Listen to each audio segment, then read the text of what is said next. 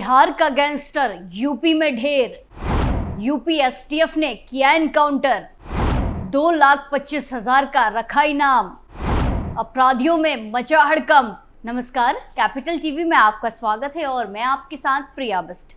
अब वक्त हो चला है ऐसे मुद्दों पर विस्तार से बात करने का जो जनता, राज्य, देश और पूरी दुनिया पर असर डालते हैं। जब से यूपी में योगी राज आया है तब से यूपी के मैदान में कई सारे माफिया ढेर हो रहे हैं।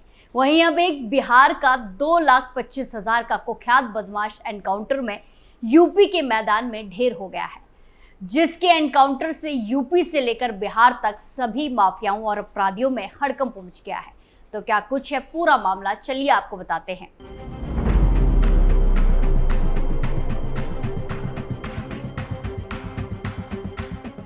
उत्तर प्रदेश के मुजफ्फरनगर में बुधवार देर रात पुलिस के साथ मुठभेड़ में 2,25,000 रुपए का इनामी बदमाश मारा गया।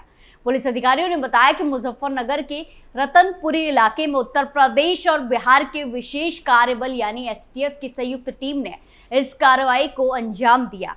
बदमाशों और एसटीएफ के बीच यह एनकाउंटर मुजफ्फरनगर जिले के रतनपुरी थाना क्षेत्र में हुआ।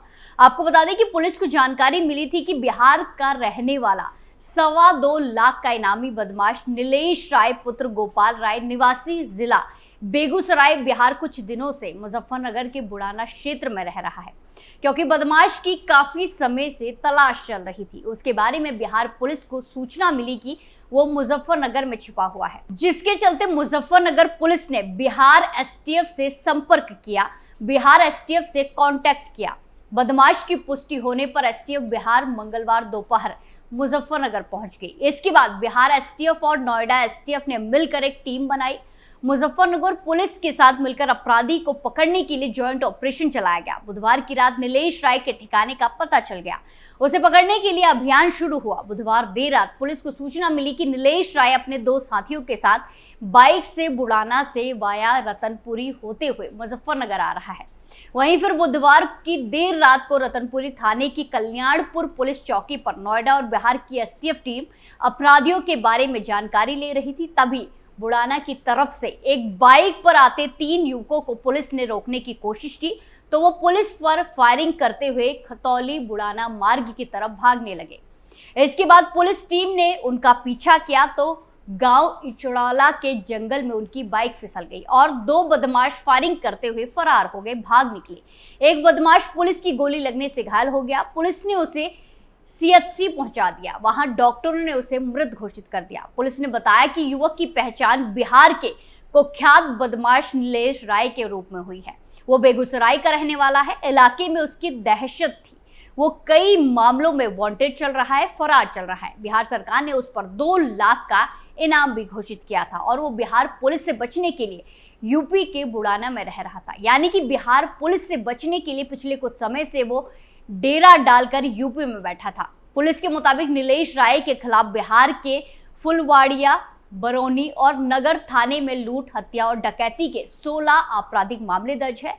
इनमें से 12 मुकदमों में पुलिस चार्जशीट भी कोर्ट में दाखिल कर चुकी है। और इस पूरे मामले में अतिरिक्त पुलिस महानिदेशक उत्तर प्रदेश एसटीएफ और कानून व्यवस्था अमिताभ यश ने बताया कि 5 जून को देर रात एक संयुक्त अभियान में उत्तर प्रदेश एसटीएफ की नोएडा इकाई और बिहार एसटीएफ की रतनपुरी थाना क्षेत्र के अपराधियों के साथ मुठभेड़ हुई है। इसमें बिहार का कुख्यात अपराधी नीलेश राय गंभीर रूप से घायल हो गया, जिसे इलाज के लिए अस्पताल ले जाया गया, जहां उसने दम तोड़ दिया। मारे गए बदमाश के पास से बाइक, 2 पिस्टल, 1 तमंचा और कारतूस बरामद किए गए हैं। वहीं एडीजीपी अमिताभ यश ने आगे बताया कि बुधवार रात को ही इस मुठभेड़ में नीलेश के 2 साथी मौके से फरार हो गए। पुलिस की टीम उन्हें तलाश कर रही है। मामले में आगे जांच जारी है। पुलिस ने कहा कि फिलहाल मामले में आगे की कानूनी कार्रवाई चल रही है। शव को पोस्टमार्टम के लिए भेज दिया गया है। परिजनों को भी सूचित कर दिया गया है। वहीं आपको बता दें कि नीलेश राय अपनी हरकतों के लिए अपने राज्य में कुख्यात था। वो सरेआम हत्या की घटना को अंजाम देकर चर्चा में आया था। इसी साल 24 फरवरी को जब पुलिस की टीम ने बेगूसराय में उसके ठिकाने पर छापा मारा तो नीलेश ने अपने साथियों के साथ मिलकर पुलिस दल पर अंधाधुंध फायरिंग कर दी थी, पुलिस टीम पर फायरिंग कर दी थी। उस समय वो भाग निकला था, फरार हो गया। इस गोलीबारी में एक व्यक्ति को गोली भी लगी थी और वो गंभीर रूप से घायल हुआ था। वहीं ये कोई पहला एनकाउंटर नहीं है, इससे पहले भी ऐसे ही कई सारे अपराधी एनकाउंटर में ढेर हो चुके हैं। लोकसभा चुनाव परिणाम आने के बाद ही यूपी में पहला एनकाउंटर हुआ। इसमें 1 लाख का इनामी बदमाश प्रशांत ढेर हो गया। जौनपुर पुलिस को ये कामयाबी हाथ लगी। बीते मंगलवार को भी जौनपुर में पुलिस ने यूपी के मोस्ट वांटेड इनामी अपराधी प्रशांत सिंह को एनकाउंटर में मार गिराया है। जहां मंगलवार देर रात पुलिस और कुख्यात बदमाश प्रशांत सिंह उर्फ प्रिंस के बीच भिड़ंत हो गई थी। प्रशांत सिंह ने पुलिस पर फायरिंग कर दी थी। इसके बाद एनकाउंटर शुरू हो गया। प्रशांत सिंह पर हत्या और डकैती के 40 से अधिक केस दर्ज है। वो लंबे समय से वांटेड था। पुलिस ने बदमाश के पास से असले और एक बाइक भी बरामद की है। शहगंज थाना क्षेत्र में 13 मई को आशुतोष श्रीवास्तव का मर्डर हुआ था। इस हत्याकांड का आरोप प्रशांत सिंह उर्फ प्रिंस के साथ उसके साथियों पर लगा था। प्रशांत सिंह ने इससे पहले भी कई हत्याएं और डकैती की वारदात को अंजाम दिया है। पिछले 7 सालों से अधिक समय से पुलिस उसकी तलाश कर रही थी। प्रिंस पर 1 लाख रुपए का इनाम भी रखा गया था। एसपी ने बताया कि उसके खिलाफ जौनपुर, आजमगढ़, फैजाबाद और मुंबई में हत्या, लूट और डकैती के साथ साथ कुल 28 मामले दर्ज है। आपको बता दें कि यूपी में लोकसभा चुनाव की प्रक्रिया समाप्त होते ही कानून व्यवस्था में बाधक बन रहे अपराधियों पर कार्रवाई शुरू कर दी गई है।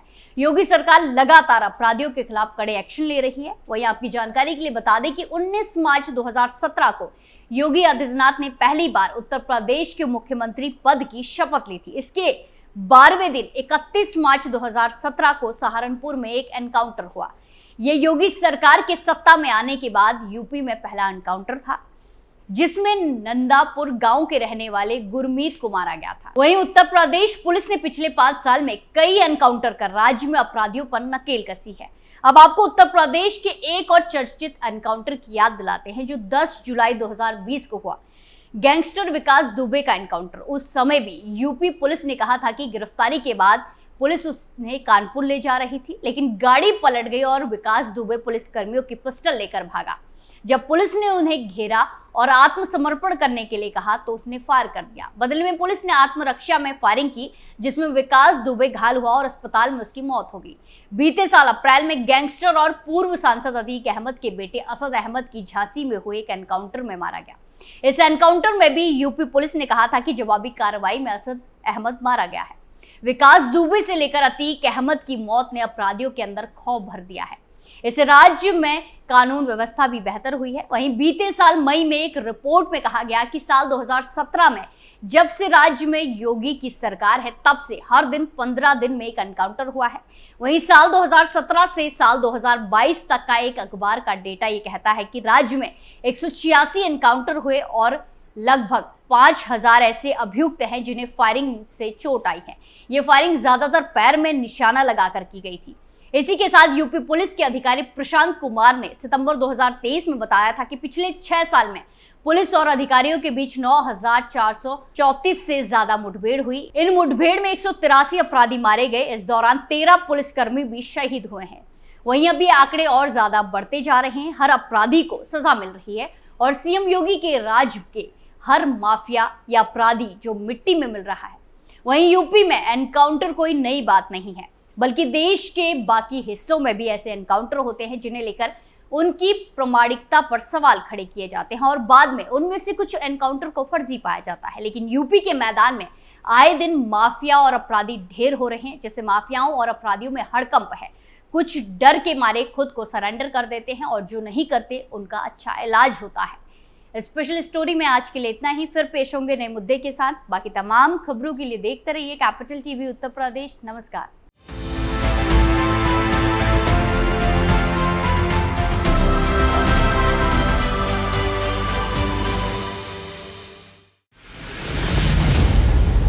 मैं राजनीति करता नहीं, पर राजनीति को बहुत गहरे तक समझता हूं। मैं लोगों के बीच रहता हूं, लोगों के मन को अच्छे से जानता हूं।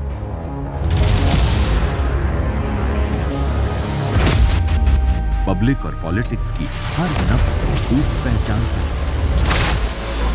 संघर्ष की सियासत से सत्ता के सिंहासन तक मैं हर खबर से खरा सच निकालता हूं।